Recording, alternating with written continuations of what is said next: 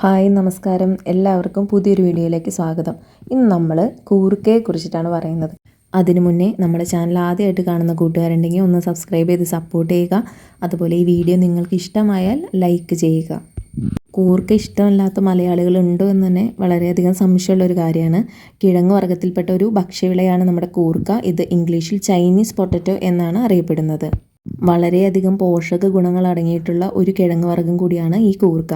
Fibre, vitamin C, vitamin B, potassium, calcium, iron എന്ന് തുടങ്ങി ഒട്ടനവധി ഗുണങ്ങളുള്ളൊരു സസ്യമാണ് കൂർക്ക.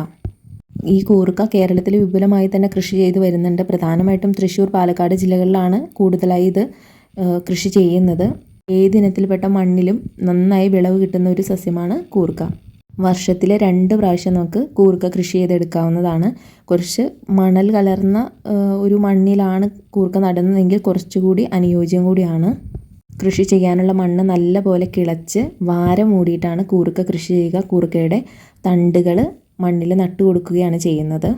വിത്തുകൾ പാകി മുളപ്പിച്ചെടുത്ത് അതിൻ്റെ തലകൾ നുള്ളിയെടുത്തിട്ടാണ് നമ്മളിത് നട്ടുപിടിപ്പിക്കുന്നത്.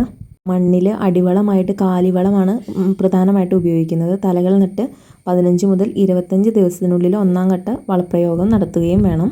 തലപ്പുകൾ നട്ട് 4 മുതൽ 5 മാസങ്ങൾക്ക് ശേഷം വിളവെടുപ്പ് നടത്താവുന്നതാണ്.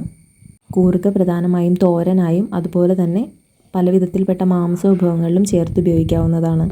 പോഷക ഗുണങ്ങളുള്ള ഈ കൂർക്ക നമ്മുടെ വീട്ടുവളപ്പുകളിൽ വളരെ സിമ്പിളായിട്ട് നട്ടു വളർത്താവുന്നതാണ്. അപ്പോൾ കൂർക്കയെക്കുറിച്ചുള്ള ഈ ചെറിയ വീഡിയോ ഇഷ്ടമായാൽ ലൈക്ക് ചെയ്യുക, സപ്പോർട്ട് ചെയ്യുക. മറ്റൊരു വീഡിയോയുമായി വീണ്ടും കാണാം. അതുവരെ ബൈ.